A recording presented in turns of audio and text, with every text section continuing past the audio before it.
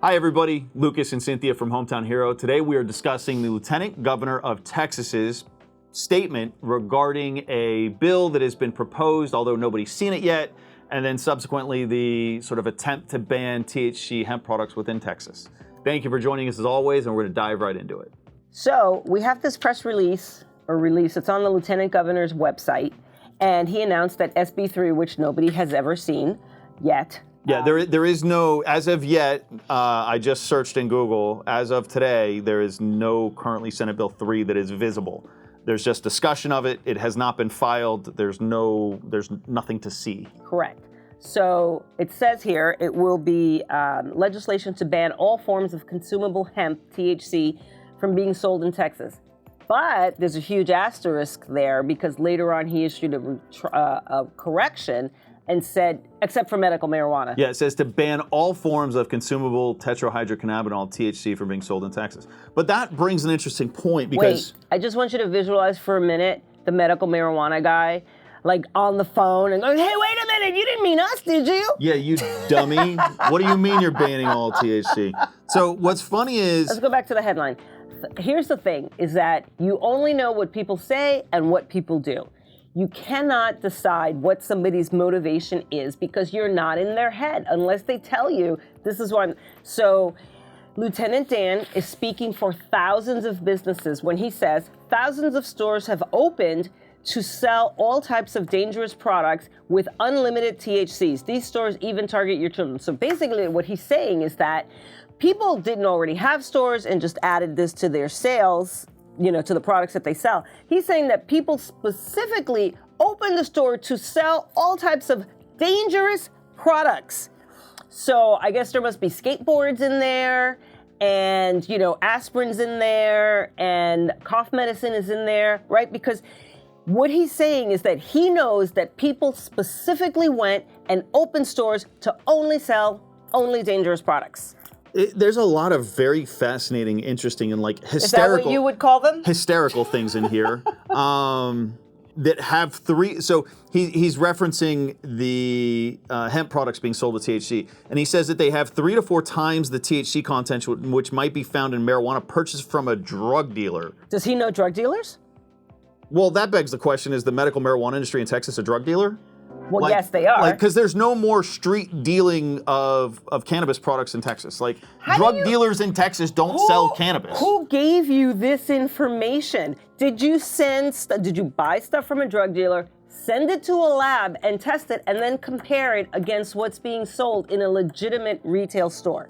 There's no evidence to support this. This gets even more interesting because in the beginning they reference, quote, everyone knows that agriculture is part of the fabric of Texas. In 2019, the Texas legislature passed House Bill 1325 by Representative Tracy King. Now, my understanding is that Senator Perry, who's actually referenced later in this, was one of the main people that passed House Bill 1325. In point of fact, if you go back and listen to the May 30th, I think, 29th, whatever that hearing was, he says, I passed this bill. Yeah. Senator Perry says it. So the funny part about that is they're saying that Representative King is the one that passed it. But later on, Senator Perry is in here that it'll ban all forms of THC and keep these unsafe products off the streets. Perry is literally the guy that passed 1325 and helped the assist and helped that happen. And so the only reason they didn't mark him as being part of the bill when it passed is because it makes them look like idiots if it's the same guy now trying to fix it.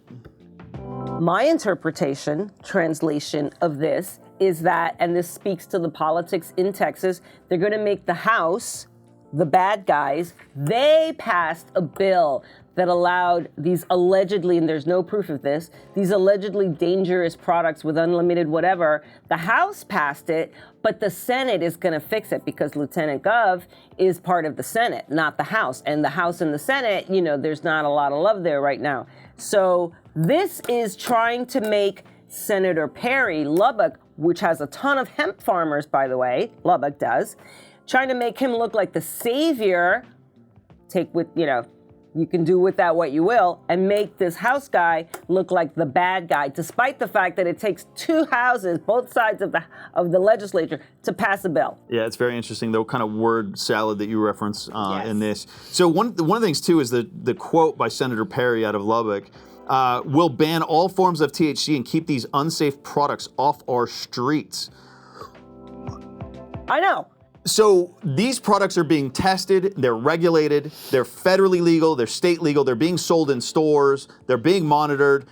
We've even heard reports of the Department of Agriculture within Texas going into stores and certifying the scales that they're using to weigh out the hemp flower that is being sold. Think about that for a second. And so they're saying that this is now unsafe and take the unsafe products, keep these unsafe products off our streets. So this is just maddening to me, because if you take these products out of these stores and you shut down all these stores and make it so consumers can't buy these products in a store anymore, is that taking the products off the streets? It's the exact opposite. You're literally putting these cannabis products back in the hands of the cartels, back in the hands of the street dealers, and right now it's being run by Texans. Like, this is the best possible solution. And the part that is even more maddening to me is these guys are supposedly conservatives, right? So if you're a conservative, why are you fighting to have something that is literally just being destroyed, killing businesses, killing jobs? Like, if this is what they're supposed to be standing for, I don't understand it. It doesn't make sense. Like, this is very non-Texan. It's super non-Texan. So, and if you look at this, and you're going to put a link, right, Louis?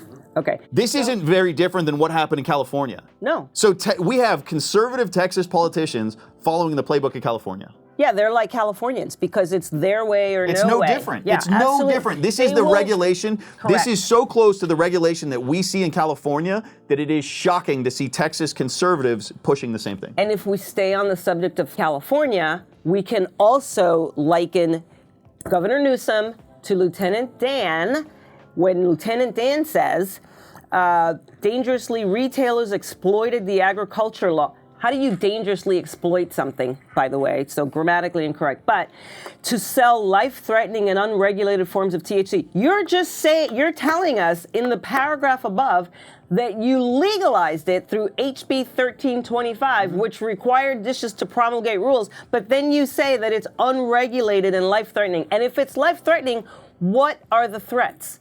Who died? Where are they? And this is the thing about politicians and really just anybody in general. You can make an accusation and then it's on the other person to have to come and defend. Yeah. So you can say anything that's blatantly untrue and it's still on the other person to have to defend it. They even say in here, they targeted Texas children and exposed them to dangerous levels of THC. Where? Show me.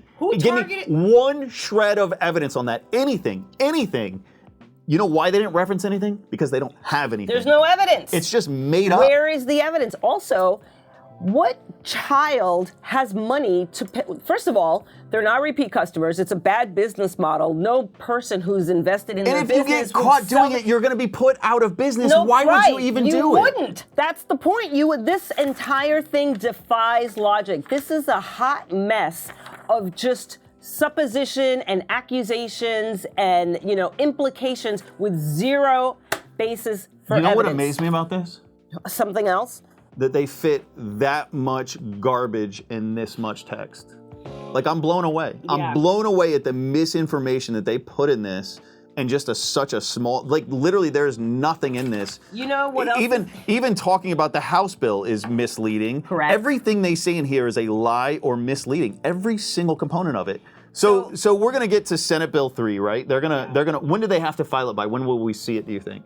I think it's like the beginning of January. You have until to get everything filed, but they have their number reserved, which means it will be heard early and often. What's going to be interesting is there's been other states that have tried to do similar stuff and have failed like massively. So yes. I'm very curious how they try and write this bill. Well, wait.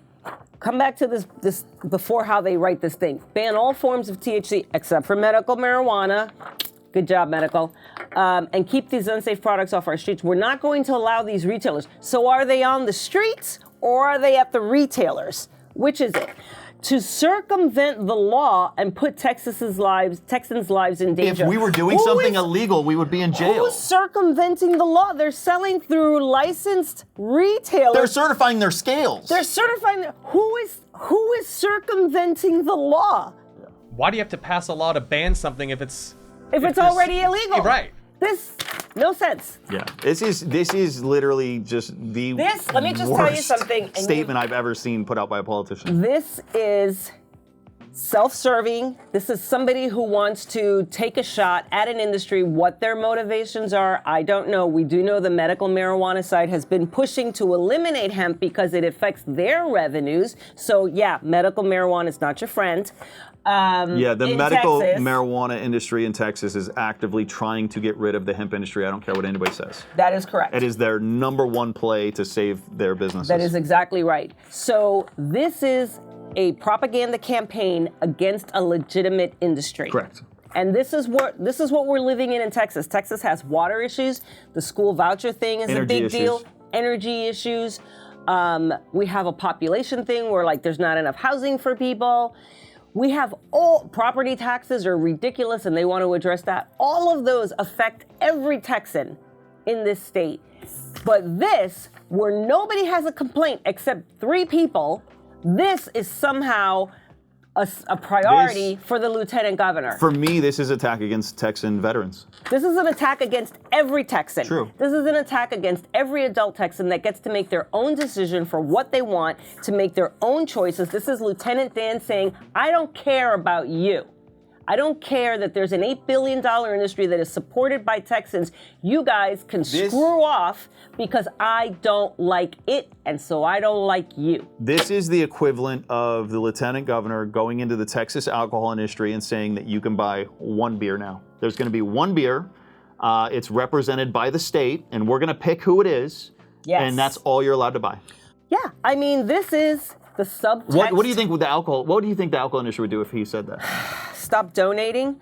The subtext for this is that they will support, because he issued a correction, the subtext for this is, hey, we will support our state-chosen monopolist. State-sanctioned. State-sanctioned monopolist. We will support them, but not anybody else. Yeah. So good luck to you, 50,000 Texans, and I hope all these Texans remember that when they go to vote and they, go to determine who's going to represent them in their districts and that kind of thing.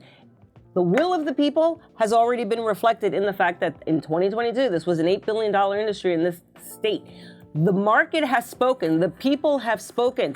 Does he think that alleged children spent $8 billion? The last poll I saw... I want to meet these children. The last poll I saw referenced something close to 90% of Texans wanted readily available access to cannabis products. So how is this representing the people? Does that matter when you wield a lot of power and you just don't like something and you want to be the man? Yeah. Does it matter? Yeah. Yeah.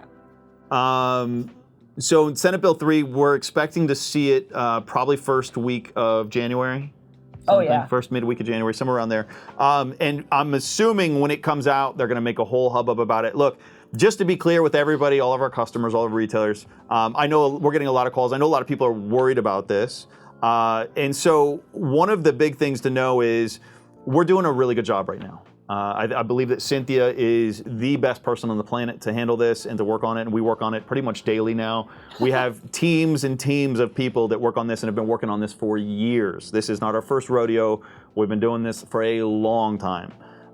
This will now be our 2019, 2021, 2023. This is going to be our 4th session. Like 40th. 4th session around hemp products, just to keep that in perspective. And Texas only has sessions every 2 years. Oh, also, by the way, I just want to point out that first of all, this is all inaccurate because there's already an enforcement mechanism. If you think that somebody's operating illegally or selling illegal products, there's already mechanisms to handle that. So this is not... It's dishonest. It's totally dishonest. It's very dishonest. And even at from the very start, it's dishonest. They keep referencing children, these unknown, unnamed children. Well, why wouldn't you simply add in an age restriction?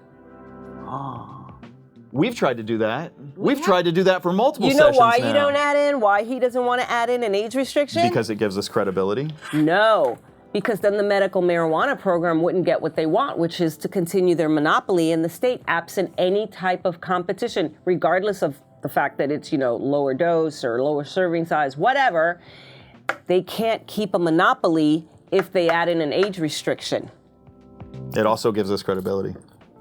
We have credibility. We have laws on the books. But it's in their eyes. I'm telling you right now, this is a factor of this. In the politicians' eyes, who do not like us and do not like what we do, by them allowing us to put an age gate, it's essentially the state. They view it as the state legislator giving credibility to what we do. That also But gives it's them a vector already for fully attack. legal. It's what? It also gives them a vector for attack. Yeah. Like they need a vector because they don't really have one right now. So they're like, Yeah. children. Yeah. Yeah. They're saying that our industry can sell to children. Nobody's selling to children. If there was, they would reference it here. There would be examples. give Like us 100%, if this was happening, there would be Correct. examples. Cite the store I have never- that sold to minors. I have never been in a store in Texas that didn't ID. Not a single one. Listen, you know what else? Where I live, you really can't walk anywhere. You have to get in your car and you have to go somewhere. So where exactly are these minors? Are they getting in a car, these 5-year-olds, and driving somewhere? Like, And how just are to be they clear, getting there? Just to be clear, this session, again, for the 4th time, we're going to try and pass an age gate for our industry. Yes. And 100%. Because that is the responsible thing to do. What do you think they're going to do? They're going to fight it. They're going to say no. fight it. They're going Like to say... this is the craziness about what we're dealing with in regards to some, not all the politicians. We have a lot of friends. Let me be clear about that. We have a lot of political friends and a lot of people that love us and we love them and we have great working relationships. There are a few people that really dislike us, which is cool. Like, look, at this point, we're used to some people not liking us. It's just the way it is. But that being said, they are not going to allow us to put an age gate in place because they don't want to endorse us and they don't want to give us credibility. And it's just a small group. It's a small group of the Texas politicians that really don't like what we do. I have a little gripe with what you just said. What'd you say? You said, they don't like us and that's okay. No, it's not okay. Because what you're doing is you're trying to punish business owners by screwing over Texans. It's okay if they don't like us. They shouldn't be ruining people's lives because they don't like us. There's a Yes, key difference there. that's what I'm trying to I'm get okay with to. people don't like us, but if you're going to ruin 50,000 families because you don't believe... What's not to like? I get so riled up over These this Texas stuff. allergies are a nightmare. Oh my God. Yeah, it's cedar season.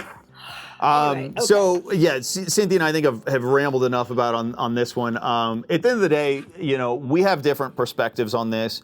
At the end of the day, my perspective on this is I welcome it. I welcome sort of people attacking us. I welcome them coming after us because for me that means that we're doing an amazing job. They feel threatened. To me, this happened because they feel threatened by what we're doing and how good we're doing. You know what I on the have a political problem side. about with this is that allegedly these are two very religious, moral people.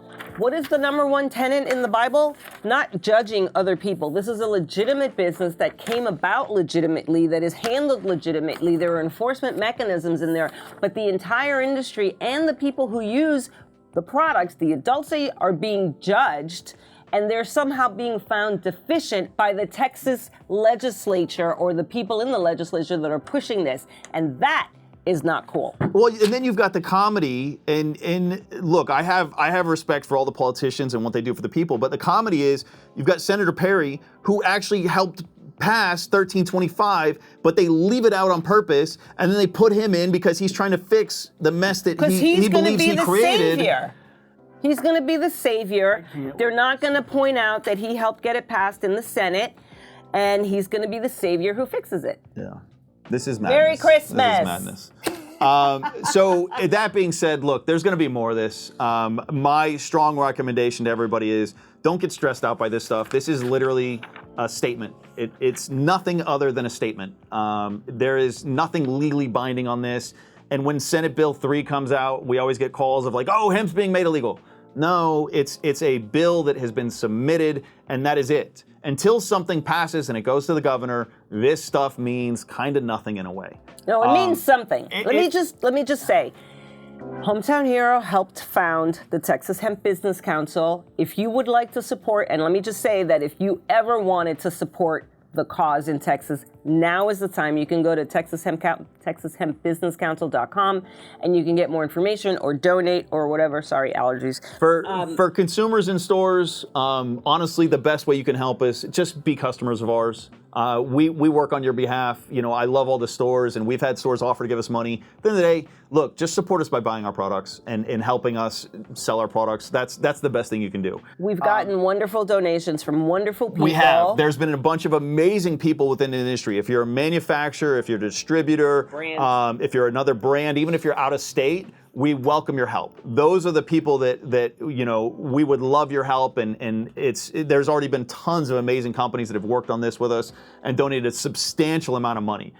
We've got a thank you video that we're putting together for them. Should be out soon, but for everybody that has donated, thank you. Just so we're clear, it's not like we have venture capital money like, you know, the medical marijuana people do. So it's not like we're not, you know, we're not swimming around in millions of dollars like the medical marijuana people. I'm just saying that our community has come out to support, and we are super, super grateful for that. This industry is coming together right now the best that I've ever seen it.